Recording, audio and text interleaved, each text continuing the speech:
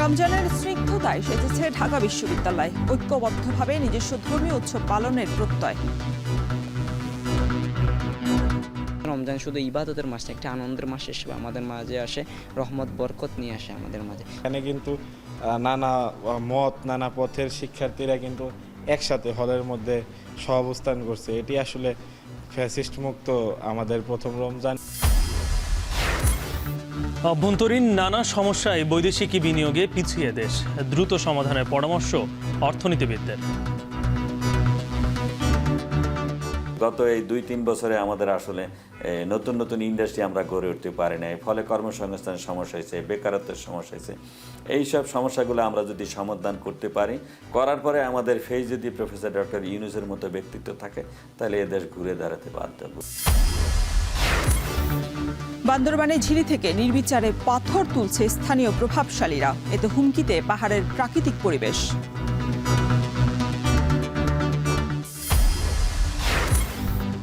এবং সংযুক্ত আরব আমিরাতে রমজান ঘিরে ব্যস্ত ব্যবসায়ীরা, 650 সুপার মার্কেটে 10,000 পণ্যে ছাড়।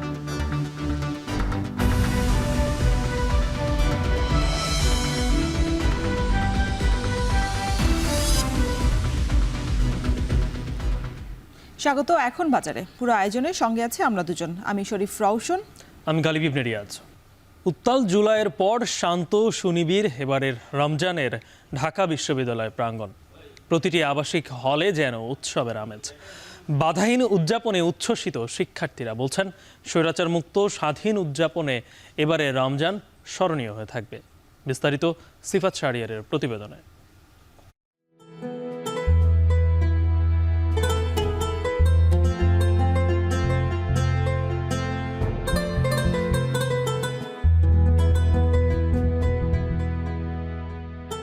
জুলাই আগস্টে যে প্রাঙ্গণ ছিল উত্তাল, শিক্ষার্থীদের মধ্যে ছিল উৎকণ্ঠা, সে আঙিনা এখন স্নিগ্ধ আর বর্ণিল।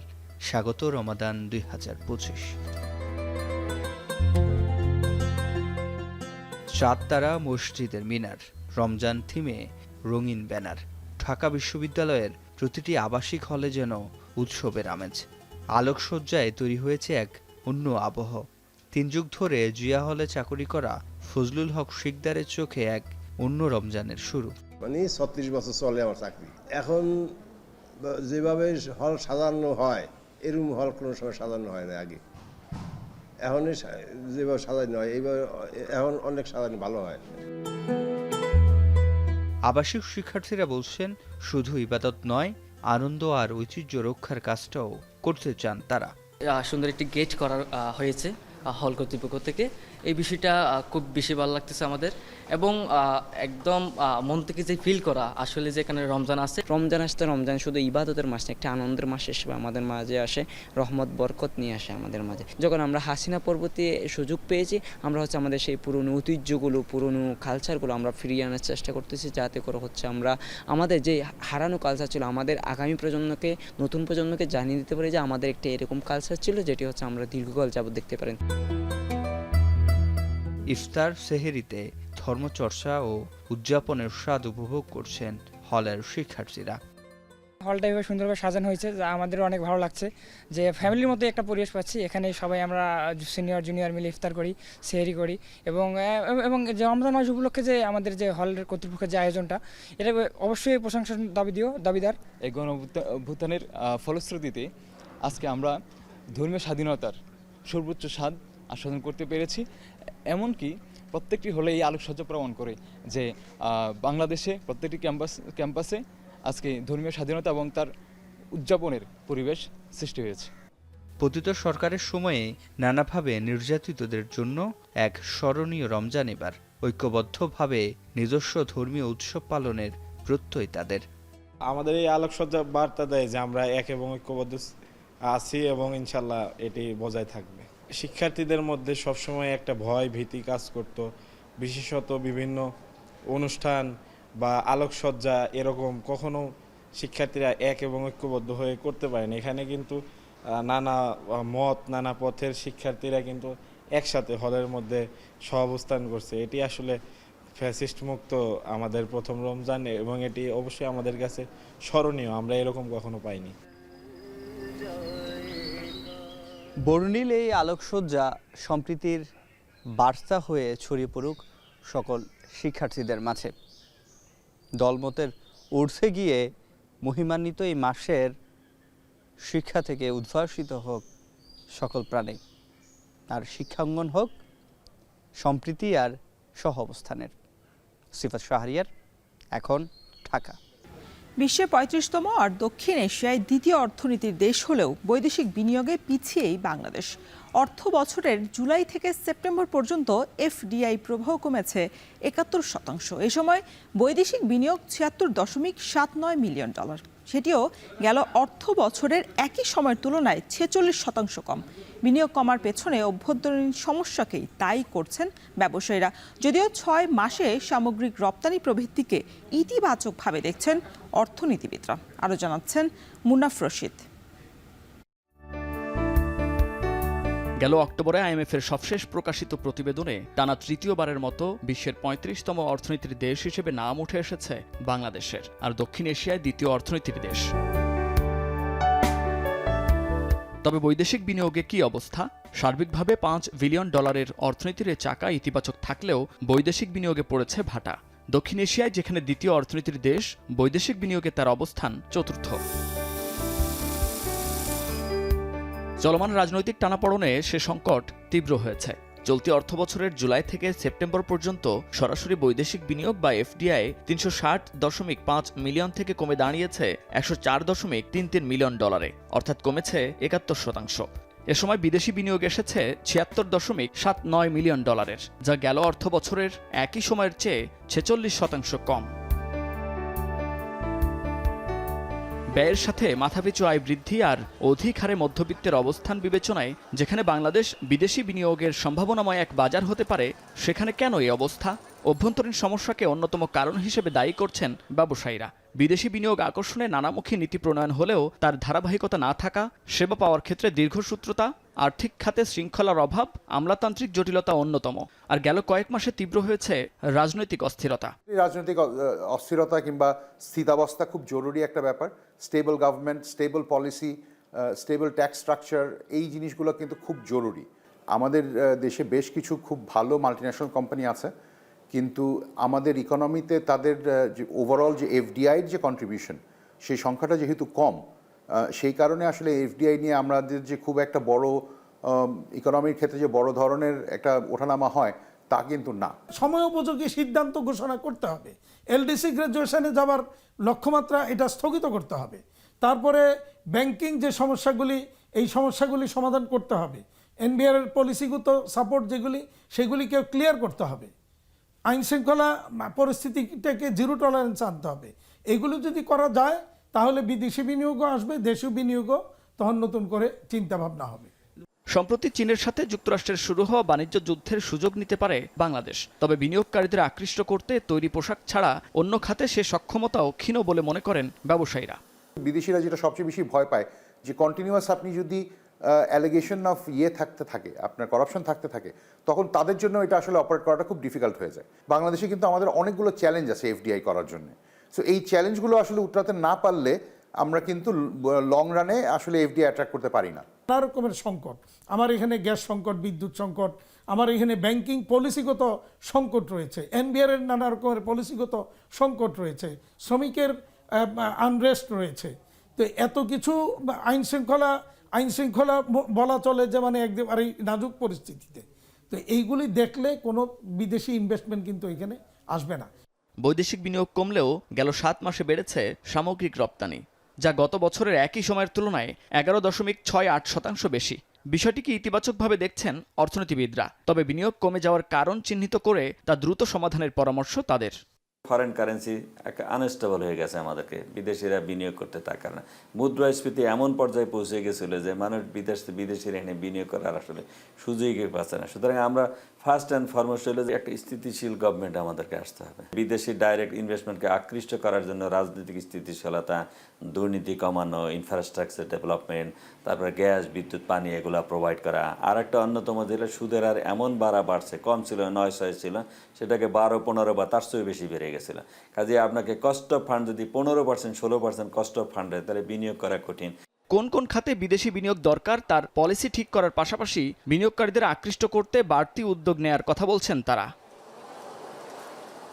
মুন্নাফ রশিদ, এখন, ঢাকা। রমজানে চড়া ঝালকাঠির আমিষের বাজার। কেজিতে 50 টাকা বেড়েছে গরুর মাংসের দাম, আর 10 টাকা বেড়ে 190 টাকা কেজি দরে বিক্রি হচ্ছে ব্রয়লার মুরগি। একই চিত্র ফলের বাজারেও কেজি প্রতি বেড়েছে 20 থেকে 50 টাকা। এ নিয়ে আরও বিস্তারিত জানাতে ঝালকাঠি শহরের বড়বাজার থেকে আলামিন তালুকদার আর বরগুনার ফলপট্টিতে আছেন জিয়াদ মাহমুদ। আলামিন, এর আগের সংবাদেও যুক্ত হয়েছিলেন, আপনি তখন সবজির বাজারের দামের কথা বলছিলেন, সেখানে ঊর্ধ্বগতি। মাংসের বাজারেও কি একই পরিস্থিতি? এটা কি আসলে সরবরাহের কমতি নাকি রমজানের কারণ? ধন্যবাদ গালিব। আসলে আপনি যেমনটি বলছিলেন, রমজানে আসলে নিত্য প্রয়োজনীয় পণ্যের দাম একটু বাড়তি থাকে। এটা একটি অস্বাভাবিক নিয়ম হলেও এটি এখন স্বাভাবিক নিয়মে পরিণত হয়েছে। এর ব্যত্যয় আসলে এই মাংসের বাজারেও দেখা যাচ্ছে না। যেমনটি বলছিলেন যে বিশেষ করে গরুর মাংস, খাসির মাংস এবং দেশীয় প্রজাতির যে সমস্ত মুরগি রয়েছে তার দাম অনেকটাই চড়া দামে বিক্রি হচ্ছে। এর পাশাপাশি কিছুটা বেড়েছে পোল্ট্রি জাতীয় মুরগির দাম। তো আমি যদি দেশীয় প্রজাতির মুরগির কথা বলি, আসলে দেশীয় প্রজাতির মুরগি গেল সপ্তাহে বিক্রি হচ্ছে 500 টাকা কেজি দরে। সেই মুরগি কিন্তু 50 থেকে 60 টাকা বেড়ে আজকের বাজারে বিক্রি হচ্ছে 550 থেকে 560 টাকা কেজি দরে। এর পাশাপাশি ব্রয়লার মুরগিতে 10 টাকা দাম বেড়েছে। ব্রয়লার মুরগি গেল সপ্তাহে বিক্রি হচ্ছে 180 টাকা। সেই মুরগি আজকের বাজারে বিক্রি হচ্ছে 190 টাকা। লেয়ার মুরগি বিক্রি হচ্ছে 290 থেকে 300 টাকা। পাশাপাশি যে সোনালী মুরগি সেটিও একই দাম, 290 থেকে 300 টাকা দরে বিক্রি হচ্ছে। এবং গরুর মাংস গেল সপ্তাহে বিক্রি হচ্ছে 750 টাকা। আজকের বাজারে গরুর মাংস বিক্রি হচ্ছে 800 টাকা। এবার পাশাপাশি খাসির মাংস যে রয়েছে, সেই খাসির মাংস গেল সপ্তাহে 1000 বা 1050 টাকা বিক্রি হলেও আজকের বাজারে সেই খাসির মাংস বিক্রি হচ্ছে 1100 টাকা কেজি দরে। তবে আমি এই ব্যবসায়ীদের সাথে কথা বলেছি, তারা বলছেন যে আসলে এই গেল যে শীতের সিজনে আসলে মুরগির উৎপাদন ব্যাহত হয়েছে, এই কারণে মুরগির দাম কিছুটা বেড়েছে। এবং এর পাশাপাশি কিন্তু আসলে রমজানের চাহিদা বাড়ায় এই মুরগির দাম কিছুটা বেড়ে যায়। তবে আপাতত মুরগির দাম কমার কোনো সম্ভাবনা নেই। ঈদ পর্যন্ত এই মুরগি এবং মাংসের দাম বাড়তি থাকবে, এমনটিই বলছে ব্যবসায়ীরা। তবে ক্রেতারা বলছেন যে আসলে বাজার নিয়মিত মনিটরিং করা গেলে এই হয়তোবা ব্যবসায়ীরা কিছুটা কম দামে তারা মাংস বিক্রি করতেন, এজন্য তারা নিয়মিত বাজার মনিটরিং এর দাবি করেছেন। ঝালকাঠি থেকে আমার কাছে এই ছিল মাংস বাজার পরিস্থিতির সবশেষ। গালিব, এবার একটু ফলের বাজারের খবর জানবো। বরগুনার ফলপট্টিতে আছেন জিয়াদ মাহমুদ। জিয়াদ, ফলের বাজারের কি অবস্থা? বিশেষ করে বিদেশি এবং দেশি ফলে বাজারের দামের পার্থক্য কেমন দেখছেন? গালিব, মূলত রমজানকে টার্গেট করে এখানকার যারা উপকূলের প্রান্তিক চাষি রয়েছেন তারা আগাম তরমুজের চাষাবাদ করেছিলেন এবং সেই তরমুজ এখন বাজারে উঠতে শুরু করেছে। আমরা প্রান্তিক পর্যায়ের খোঁজখবর নিয়েছি, সেখানে তরমুজের কেজি বিক্রি করা হচ্ছে 40 থেকে 50 টাকা দরে। তবে সেই তরমুজ পাইকার কিংবা খুচরা বিক্রেতার হাত ঘুরে বাজারে বিক্রি করা হচ্ছে 70 থেকে 80 টাকা কেজি দরে। কোনো কোনো ক্ষেত্রে আমরা দেখেছি যে 100 টাকাও হয়ে যাচ্ছে তরমুজের কেজি। তো এখানকার যারা ক্রেতা রয়েছেন তারা কিন্তু বিপাকে পড়ছেন। তারা আমাদের জানিয়েছেন, তারা বলছেন যে সারা বিশ্বে রমজান মাসে যেখানে ব্যবসায়ীদের নৈতিকতা এবং মূল্যবোধের একটা প্রতিযোগিতা চলে, সেখানে এই উপকূলে প্রান্তিক পর্যায়ে ব্যবসায়ীরা তারা কিন্তু নৈতিকতা কিংবা মূল্যবোধের জায়গা থেকে কিছুটা দূরে সরে যাচ্ছেন। এক্ষেত্রে তারা বলছেন যে যদি এই রমজান মাসে এইসব যেসব ফল পাওয়া যাচ্ছে, যেহেতু ফলগুলো ইফতারিতে খুবই প্রয়োজন এবং সেক্ষেত্রে যদি ফলের দাম কমানো যায় তারা কিন্তু বেশ উপকৃত হন। তো অন্যান্য ফলের ক্ষেত্রে আমরা লক্ষ্য করেছি যে খেজুরে প্রতি কেজিতে 50 টাকা বৃদ্ধি পেয়েছে এবং মানভেদে খেজুর 450 থেকে কোনো কোনো ক্ষেত্রে 1500 টাকা পর্যন্ত বিক্রি করা হচ্ছে এবং কমলা বিক্রি করা হচ্ছে, ভারত থেকে যে কমলাটি নিয়ে আসা হয়েছে সেগুলো বিক্রি করা হচ্ছে 250 টাকা দরে। এক সপ্তাহ আগেও সেই কমলা বিক্রি করা হয়েছিল 200 থেকে 220 টাকা দরে এবং চায়না থেকে যে কমলাটি নিয়ে আসা হচ্ছে সেই কমলা বিক্রি করা হচ্ছে 350 টাকা কেজি দরে এবং এক সপ্তাহ আগে সেই কমলা বিক্রি করা হচ্ছিল 320 থেকে 330 টাকা দরে এবং মালটা বিক্রি করা হচ্ছে 320 টাকা। আঙুর, সবুজ আঙুরগুলো বিক্রি করা হচ্ছে 320 থেকে 330 টাকা এবং কালো আঙুর বিক্রি করা হচ্ছে 450 টাকা। এবং আরেকটি বিষয় এখানে জানিয়ে রাখি যে সব ধরনের ফলের দাম বৃদ্ধির পাশাপাশি উপকূল জুড়ে যে ডাব পাওয়া যায়, এখানে নারকেলের ব্যাপক পরিমাণ চাষ হয়, সেই ডাবও কিন্তু ব্যাপক হারে দাম বেড়েছে। যেমন এখানকার গলির মোড়ে ভ্যানে করে কিংবা হাসপাতালের সামনে যে ডাবগুলো বিক্রি করা হয় সেগুলো 100 থেকে 120 এবং কোনো কোনো ক্ষেত্রে 150 টাকা বিক্রি করা হচ্ছে। তো এখানকার ক্রেতারা বলছেন যে রমজান মাস জুড়েই যেন প্রশাসনের তদারকি জোরদার করা হয় এবং যে উৎস থেকে ফলগুলো সংগ্রহ করা হয় সেখানেও যেন তদারকি জোরদার করা হয়, এই দাবি এখানকার ক্রেতারা জানিয়েছেন। তো এই ছিল বরগুনা থেকে ফলের বাজারের সবশেষ তথ্য। বরগুনা থেকে জানাচ্ছিলেন সহকর্মী জিয়াদ মাহমুদ সেখানকার ফলের বাজারের সর্বশেষ। এবার অন্যান্য প্রসঙ্গ। বান্দরবানের বিভিন্ন উপজেলায় প্রাকৃতিক ঝিরি ঝর্ণা থেকে নির্বিচারে পাথর উত্তোলন অব্যাহত রয়েছে। জেলা প্রশাসন পাথর উত্তোলনের কোনো অনুমতি না দিলেও স্থানীয় প্রভাবশালীরা প্রশাসনের চোখ ফাঁকি দিয়েই এই কার্যক্রম চালাচ্ছে। এতে হুমকির মুখে পড়েছে পাহাড়ের পরিবেশ। বান্দরবন থেকে রিজভি রাহাতের তথ্য ছবিতে বিস্তারিত প্রতিবেদনে। পাহাড়ি ঢলের পানি চলাচলের জন্য বান্দরবনের নাইক্ষ্যংছড়ি উপজেলার ঘুমধুমে তৈরি করা হয় এই ব্রিজটি। যদিও পুরো ছড়াই এখন শুকিয়ে চৌচির, দেখে যে কারো মনে হতে পারে এটি গ্রামীণ কোনো সড়ক। স্থানীয়রা বলছেন এই ছড়ার বিভিন্ন জায়গায় গর্ত করে তুলে নেওয়া হয়েছে পাথর।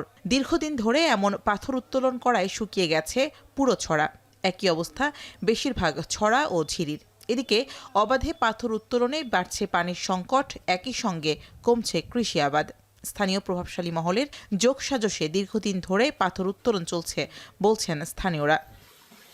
2-3 কিলোমিটার এরিয়া জুড়ে আপনার সব পাথর তুলে ফেলছে। আমরা যে পাথরগুলো যদি এখান থেকে যদি নিয়ে যান তাহলে আমাদের কোনো খাবার পানিও তো আমরা পাবো না। এই ঝিরি থেকে মাটি খনন করে, পাহাড় খনন করে বিপুল সংখ্যক পাথর উত্তোলন করতেছেন। পাথর তোলার কোনো অনুমতি নেই, কিন্তু তবুও আমাদের এই এলাকায় কিছু প্রভাবশালী লোকজন মানে অনুমতি না নিয়ে মানে এখান থেকে ইট পাথর সব নিয়ে যাচ্ছে।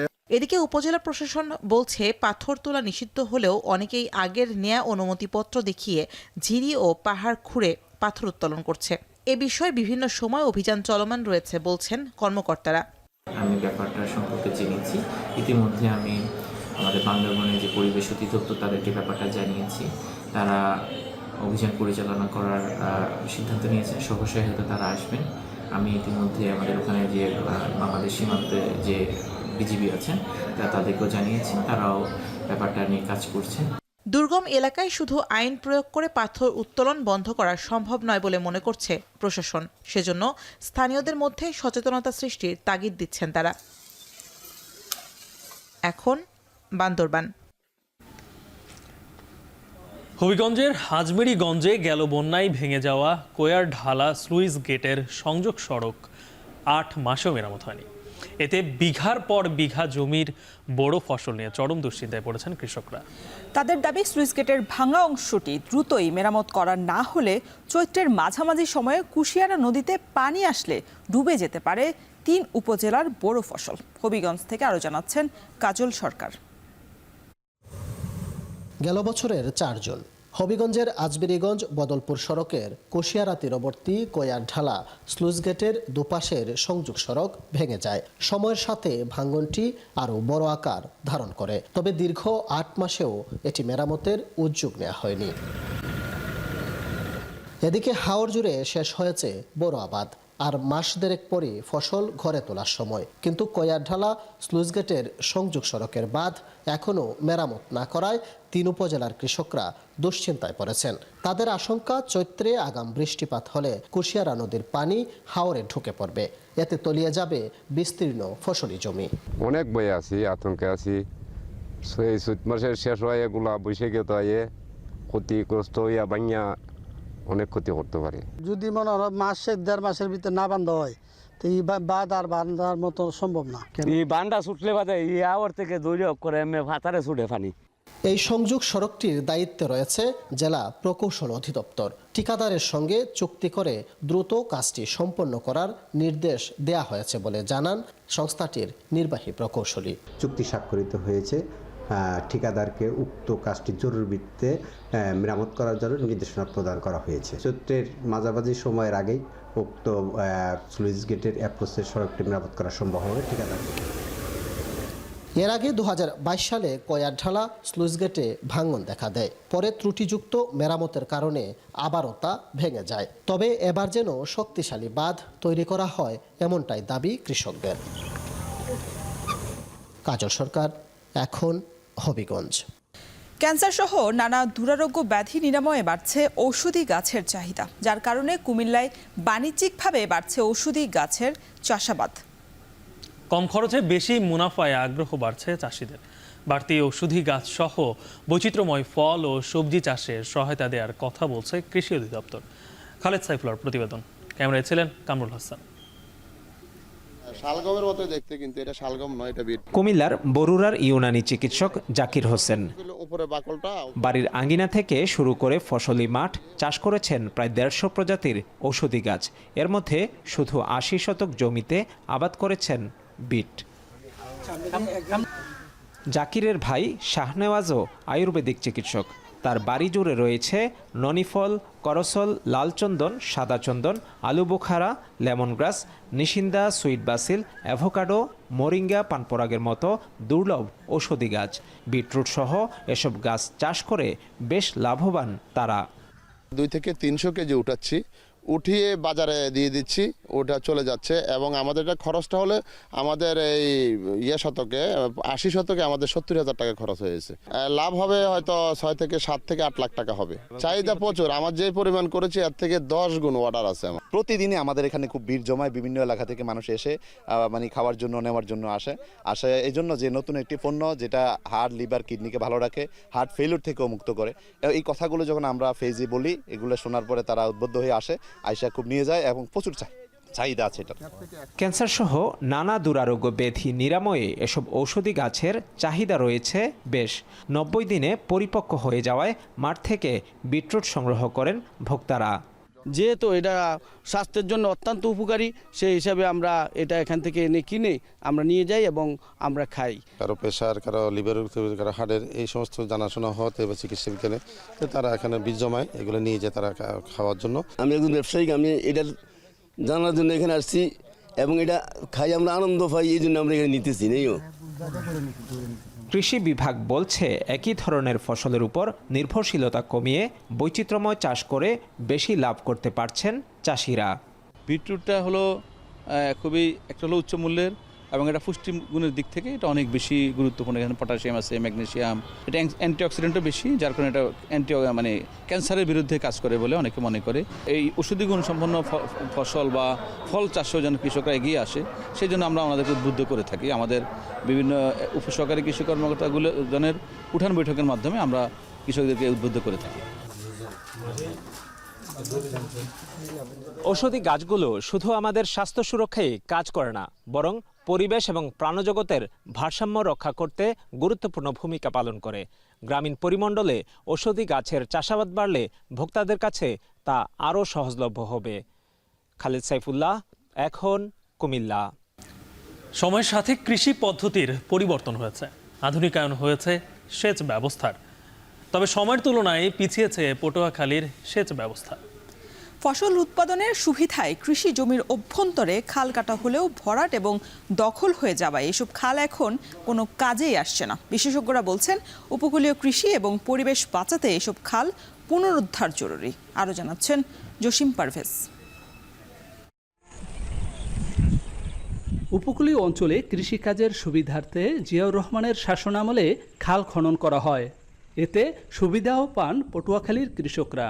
তবে বর্তমানে পলি পড়ে ভরাট হওয়া এবং পর্যায়ক্রমে দখল দূষণে অস্তিত্ব হারিয়েছে এসব খাল।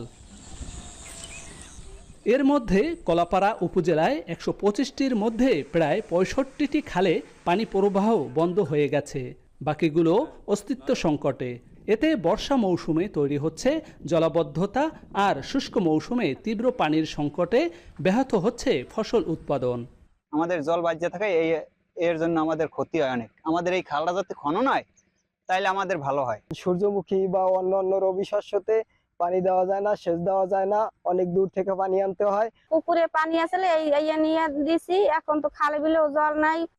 নোনা জল থেকে ফসল রক্ষা এবং মিঠা পানির সরবরাহ নিশ্চিতে এসব খাল একসময় গুরুত্বপূর্ণ ভূমিকা রাখলেও এখন কোনো কাজেই আসছে না।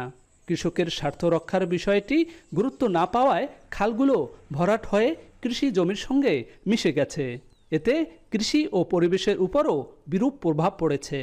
প্রকৃতি, পরিবেশ, জীববৈচিত্র্য রক্ষায় এই বেড়িবাঁধের অভ্যন্তরে নদীর সাথে সংযোগ স্থাপিত যে খালগুলো রয়েছে এগুলি পুনরুদ্ধার করা দরকার এবং পানির প্রবাহ সচল রাখা দরকার। 35 থেকে 40% খাল ভরাট হয়ে গেছে, খালের বেডগুলো উঁচু হয়ে গেছে, যার কারণেই আমাদের বিশেষ করে রবি মৌসুম যখন কৃষি খুব চাঙ্গা থাকে, বিভিন্ন ধরনের রবি ফসল, মুগ ডাল, সূর্যমুখী, ভুট্টা, এছাড়া আমাদের বোরো ধানের আবাদে বিঘ্ন সৃষ্টি হয়।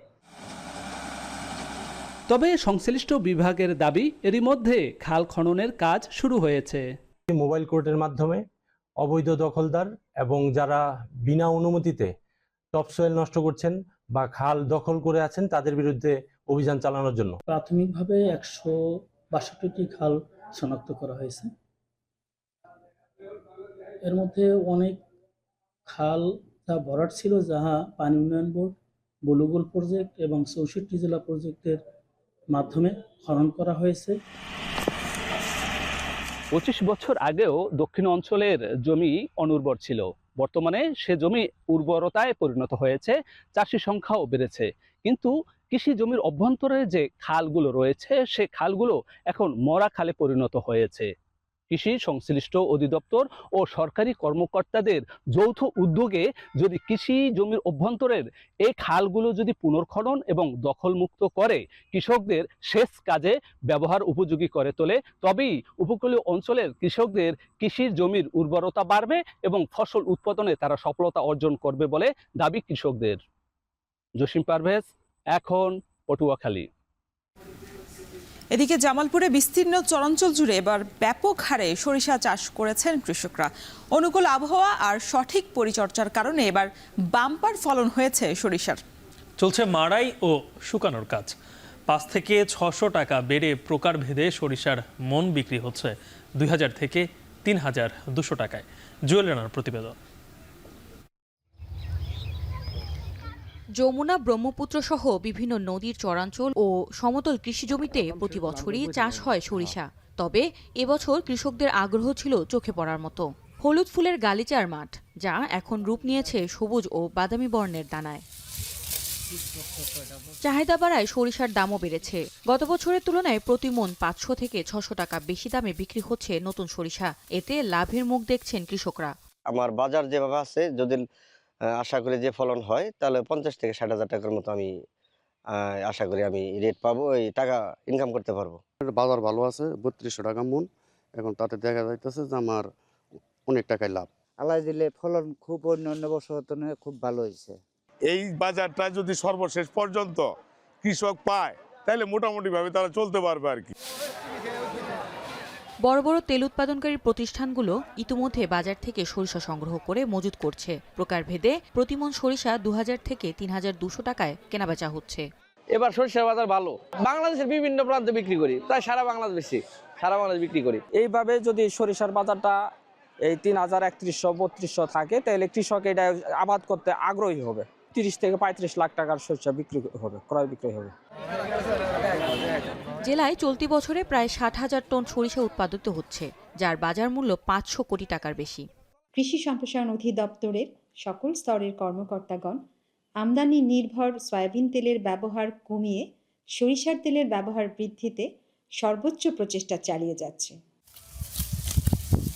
বাম্পার ফলন ও ভালো দামের কারণে সরিষা চাষে নতুন সম্ভাবনার দ্বার খুলেছে জামালপুরের কৃষকদের জন্য। এখন জামালপুর। এবার আন্তর্জাতিক। প্রতি বছরের মতো এবার রমজান মাসেও সংযুক্ত আরব আমিরাতে পণ্য ছাড় দিচ্ছেন ব্যবসায়ীরা। প্রায় 644টি প্রধান সুপার মার্কেটে 10,000 পণ্যের ওপর 50%-এরও বেশি ছাড় ঘোষণা করা হয়েছে। আলোকসজ্জায় সেজেছে গুরুত্বপূর্ণ সড়ক মহাসড়ক স্থাপনা। ইফতার এবং সাহরি মধ্যবর্তী সময়ে বেড়েছে ব্যবসায়ীদের ব্যস্ততা। রমজানের আমিরাত প্রবাসীদের ব্যস্ততা নিয়ে বিস্তারিত জানাচ্ছেন কামরুল হাসান জনি। দেশে রমজান শুরু হবার একদিন আগেই প্রথম রোজা শেষ করেছেন সংযুক্ত আরব আমিরাত প্রবাসীরা। কর্মব্যস্ত সময়ে যোগ হয়েছে প্রতিদিনের ইফতার ও সেহরির প্রস্তুতি। সন্ধ্যার পর থেকে সেহরির মধ্যবর্তী সময়ে শপিং মল, হাইপার মার্কেট ও সুপার মার্কেটগুলোতে ব্যস্ততা বেড়েছে ব্যবসায়ীদের।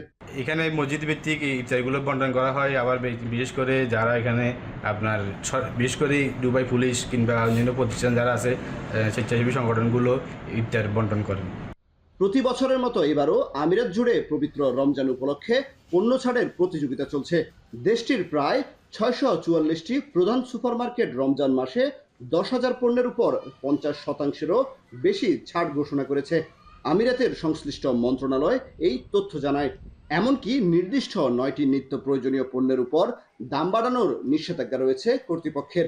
রান্নার তেল, ডিম, দুগ্ধজাত খাবার, চাল, চিনি, হাঁস মুরগি, লেবু ও রুটি, এই 9টি ভোগ্য পণ্যের দাম বাড়ানো যাবে না রমজানে। রমজান মাস আসলে আমরা আরো দেখি এখানে যে পণ্যগুলো আগে একটু দাম বাড়াইতো সেখান থেকে আরো একটু কমাইয়ে যেখানে মানুষের সাশ্রয়ের জন্য সেটা পণ্য যাতে সচরাচরভাবে কিনতে পারে। প্রতিযোগিতামূলক যেভাবে প্রাইসের যে মূল্য নির্ধারণ করা হয়, এটার জন্য অবশ্যই আমরা যারা প্রবাসী আছে, যেখানে এখানে ফরেনার্স আছে, সবাই এই মূল্য ছাড়টা উপভোগ করে। পবিত্র এই মাসের নানা প্রস্তুতি আর রমজান উপলক্ষে ভোগ্য পণ্যের ছাড় কম মজুরির প্রবাসীদের যেমন স্বস্তি, তেমনি অন্যান্যদের জন্য আমিরাত উদাহরণ তৈরি করে যাচ্ছে বছরের পর বছর। কামরুল হাসান, জনি, এখন সংযুক্ত আরব আমিরাত। ধর্মীয় ভাব গাম্ভীর্যের মধ্য দিয়ে সিয়াম সাধনার মাস উদযাপন করছে মালয়েশিয়া। মসজিদে মসজিদে বেড়েছে মুসল্লিদের সমাগম। বরকতের মাসে ইবাদত বন্দেগীতে সময় পার করছেন কর্মব্যস্ত প্রবাসীরাও। স্বদেশীদের সঙ্গে আনন্দ ঘন পরিবেশে ইফতারের মাধ্যমে পরিবার থেকে দূরে থাকার কষ্ট লাঘব করছেন অনেক প্রবাসী। বিস্তারিত জানাচ্ছেন শাহরিয়ার তারেক। বছর ঘুরে আবারও দুয়ারে বরকতময় পবিত্র মাহে রমজান। ইসলাম ধর্মে প্রচলিত বিশ্বাস অনুযায়ী পবিত্রতম এ মাসে আল্লাহর সন্তুষ্টি লাভের আশায় ইবাদতের মধ্য দিয়ে দিন কাটছে ধর্মপ্রাণ মুসল্লিদের। ব্যতিক্রম নয় দক্ষিণ পূর্ব এশিয়ার তৃতীয় বৃহৎ মুসলিম অধ্যুষিত দেশ মালয়েশিয়াও। যথাযথ ধর্মীয় ভাবগাম্ভীর্যের সাথে সিয়াম সাধনার মাস শুরু হয়েছে মালয়েশিয়ায়। রমজানের চাঁদ দেখার পর থেকেই মুসল্লিদের সমাগম বেড়েছে দেশটির মসজিদগুলোতে। স্থানীয় মসজিদের পাশাপাশি বাংলাদেশি কমিউনিটি মসজিদেও ভিড় বেড়েছে প্রবাসীদের। কর্মব্যস্ততার মাঝেও সৃষ্টিকর্তার দরবারে দুহাত তুলে দোয়ার সময় বের করে নিচ্ছেন প্রবাসীরা। মশগুল থাকছেন ইবাদত বন্দিগিতে। সবাই এখানে আসে ইফতারি হয় এবং আমরা প্রবাসে থাকার পরেও যথেষ্ট কাজ করার পরেও আমরা ইবাদত করার চেষ্টা করি। সারাদিন রোজা রেখে ইফতারের আগ দিয়ে বাংলাদেশি এই মসজিদটিতে আসতে শুরু করেন আশপাশের বিভিন্ন এলাকার বসবাসরত প্রবাসীরা। বাংলাদেশি পরিচালনাধীন সূরা বাইতুল মুকাররমে ইফতারে অংশ নেন শতাধিক মানুষ, যার একটি বড় অংশই বাংলাদেশি। ইফতারের আয়োজনও করেন বিত্তবান বাংলাদেশিরা। সবাই মিলে হাতে হাত লাগিয়ে চলে উৎসব মুখর পরিবেশে দেশীয় খাবার তৈরির প্রতিযোগিতা। প্রথম দিন থেকে শুরু করে রমজান মাস জুড়ে চলে এ আয়োজন। স্বদেশীদের সঙ্গে আনন্দ ঘন পরিবেশে ইফতারের মাধ্যমে পরিবার থেকে দূরে থাকার কষ্ট লাঘবের চেষ্টা করেন বহু প্রবাসী। সুস্বাদু বাংলাদেশি খাবার খেয়ে আমরা কৃতজ্ঞ। আমরা নিজেদের হাতের তৈরি করা আমরা ইফতার সামগ্রী আমরা খেয়ে থাকি। মালয়েশিয়া যারা বিজনেস করে বাংলাদেশি কমিউনিটি আছে, এদের সহযোগিতা ইফতার করা হয়। মুসলিম দেশ বলে মালয়েশিয়ায় সর্বত্র রমজানের আবহ। কর্মব্যস্ত দিনের শেষে মসজিদে মসজিদে চলে রমজানের তাৎপর্য নিয়ে আলোচনা। ভিন্ন ভাষাভাষীর দেশের এই মসজিদে বাংলা ভাষায় বয়ান শুনতে পারেন প্রবাসী বাংলাদেশিরা। মাতৃভাষায় খুতবা শুনতে চান বলে তারাবির নামাজের সময় মুসল্লিদের কাতার মসজিদ ছাপিয়ে পৌঁছে যায় সড়কে। 5 ওয়াক্ত নামাজেও প্রবাসীদের উপস্থিতি বেড়েছে বলে জানান মসজিদের ইমাম। প্রত্যেকটা নামাজেই আমাদের প্রবাসী ভাইরা কাজের পাশাপাশি 5 ওয়াক্ত নামাজ পড়তেছেন। এটা দেখে আমাদের অনেক ভালো লাগতেছে যে আসলেই ইবাদতের মাস, সবাই ইবাদতে আগ্রহী, ইবাদত করতেছেন। এই পবিত্র রমজান মাসের পুরা 30 দিনে আমাদের সুরাউতে আমরা বাংলাদেশি মুসলমান যারা এই এলাকাতে আছি তারা আমরা ইফতারের ব্যবস্থা করছি। মোট জনসংখ্যার প্রায় 60% মুসলিমের বাস মালয়েশিয়ায়। সংখ্যায় যা প্রায় 2 কোটি। রোজার পাশাপাশি নিজস্ব ঐতিহ্য ও সংস্কৃতির মিশেলে রমজান মাসে ভিন্ন আমেজ থাকে দেশটিতে। শাহরিয়ার তারেক, এখন মালয়েশিয়া। ধ্বংসস্তূপের মধ্যেই পবিত্র রমজানের আনুষ্ঠানিকতা সারছেন যুদ্ধবিধ্বস্ত গাজা উপত্যকার বাসিন্দারা। গাজার রাফা অঞ্চলে প্রায় 5,000 ফিলিস্তিনি প্রতিদিন সমবেত হয়ে ধ্বংসস্তূপের মধ্যেই ইফতার করেন।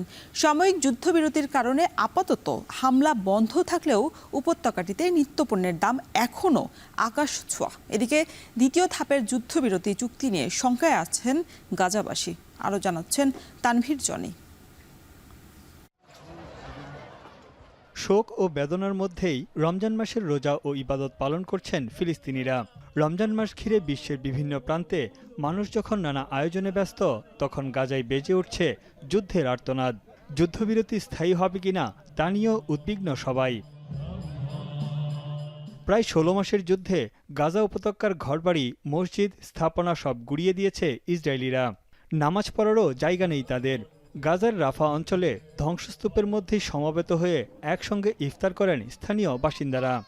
تعزيز روح الترابط الاجتماعي في ظل شهر رمضان وشهر الخيرات وشهر الموائد دائما نكون نجتمع عليه كل الناس. اليوم هو يوم كبير جدا حيث نستضيف أكثر من 5000 شخص. এদিকে রোজা শুরু হতেই গাজায় মানবিক সহায়তা বন্ধ করে দিয়েছে ইসরায়েল। গাজায় প্রবেশের অনুমতির অপেক্ষায় মিশরের রাফা সীমান্তে দাঁড়িয়ে আছে ত্রাণের ট্রাকগুলো। সব জিম্মিদের মুক্তির বিনিময়ে রমজান মাস জুড়ে অস্থায়ী যুদ্ধবিরতির চুক্তির প্রস্তাব দেয় ইসরায়েল। তবে হামাস বলছে মানবিক সহায়তার ট্রাক আটকে দিয়ে যুদ্ধবিরতির শর্ত লঙ্ঘন করেছে ইসরায়েলিরা। যুদ্ধবিধ্বস্ত গাজা উপত্যকায় এমনিতেই নিত্যপণ্যের তীব্র সংকট। এর মধ্যেই রোজা ঘিরে জিনিসপত্রের দাম বেড়েছে বহুগুণ। পবিত্র মাসের আনন্দ ম্লান হয়ে গেছে ফিলিস্তিনিদের। যে যা পারছেন সাধ্যমতো সেহরি ও ইফতার সামগ্রী কিনছেন। এত কিছুর পরও নিরাপদে বসবাস করাই তাদের একমাত্র চাওয়া। رمضان الموسم هذا مليء بالحزن، مليء بالألم، مليء بالجراح. كل بيت فيه شهيد، كل بيت فيه كل جريح. الأسعار اليوم ما فيش، الأسعار نار. يعني اليوم تتكلم عن اشياء فيش، يعني كان الشغله كانت حقها الشيكل اليوم حقها 3. والله قدره الناس الشرائيه يعني ضعيفه جدا. في ناس يعني ممكن تشتري، في ناس بالمره يعني مع الظروف اللي احنا بنمر فيها ما بلا مؤاخذه في ناس بتشوف الخضره والفواكه مش قادره تاكل. لا اليوم في ناس من سنه ونص، ما هو الحرب سنه ونص. গাজায় পবিত্র রমজান ঘিরে কোনো আমেজ নেই উৎসবের রং। তবুও সৃষ্টিকর্তার নৈকট্য লাভে ধ্বংসস্তূপের মাঝে রাস্তায় তাঁবুর নিচে তারাবির নামাজ আদায় করছেন ফিলিস্তিনিরা। তানভীর জনি, এখন বিশ্ব। যুক্তরাষ্ট্রের লস অ্যাঞ্জেলেসে জমকালো আয়োজনে চলছে 97তম অস্কার অ্যাওয়ার্ড অনুষ্ঠান। বাংলাদেশ সময় ভোর 5:30 থেকে হলিউড তারকারা একে একে লাল গালিচায় অংশ নেন। এরই মধ্যে জনপ্রিয় তারকা ডেমি মুর ও অ্যাড্রিয়ান ব্রুডি উপস্থিত হয়েছেন সেখানে। গেলবারের মতো এবারও দ্য অস্কারস রেড কার্পেট শো সঞ্চালনা করেন মার্কিন নৃত্যশিল্পী ও গায়িকা জুলিয়ান হাফ। তার সঙ্গে ছিলেন কানাডিয়ান টিভি তারকা জেসি পালমার। ওভেশন হলিউডের ডলবি থিয়েটারে চলছে মূল আনুষ্ঠানিকতা। এরই মধ্যে শুরু হয়েছে অস্কার বিজয়ীদের নাম ঘোষণা। এবার প্রথমবারের মতো অস্কার সঞ্চালনা করছেন আমেরিকান টিভি ব্যক্তিত্ব কোনান ওব্রায়েন। শেষ করছে এখন বাজার, তার আগে শিরোনামগুলো আরও একবার।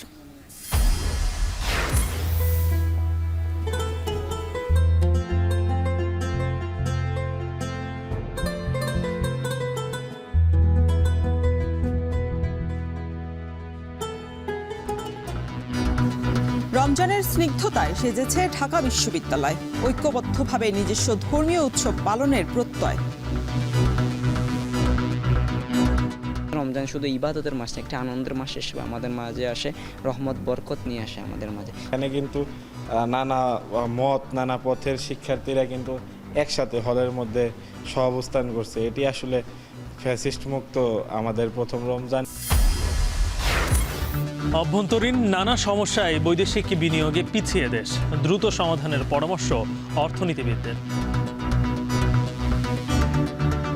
গত এই 2-3 বছরে আমাদের আসলে নতুন নতুন ইন্ডাস্ট্রি আমরা গড়ে উঠতে পারি নাই, ফলে কর্মসংস্থানের সমস্যা হয়েছে, বেকারত্বের সমস্যা হয়েছে। এইসব সমস্যাগুলো আমরা যদি সমাধান করতে পারি, করার পরে আমাদের ফেস যদি প্রফেসর ডক্টর ইউনূসের মতো ব্যক্তিত্ব থাকে, তাহলে এ দেশ ঘুরে দাঁড়াতে বাধ্য হবে। বান্দরবানে ঝিরি থেকে নির্বিচারে পাথর তুলছে স্থানীয় প্রভাবশালীরা। এতে হুমকিতে পাহাড়ের প্রাকৃতিক পরিবেশ।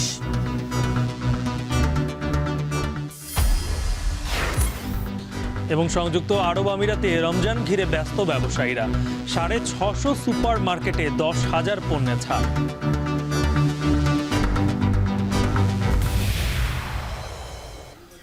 এই ছিল এখন বাজারের আয়োজনে। এখন টেলিভিশন ওয়েবসাইটে দেখতে ভিজিট করুন www.এখন.tv। ফেসবুকে চোখ রাখুন facebook.com/tvএখন আর ইউটিউবে লাইভ দেখতে ভিজিট করুন youtube.com/c/এখন।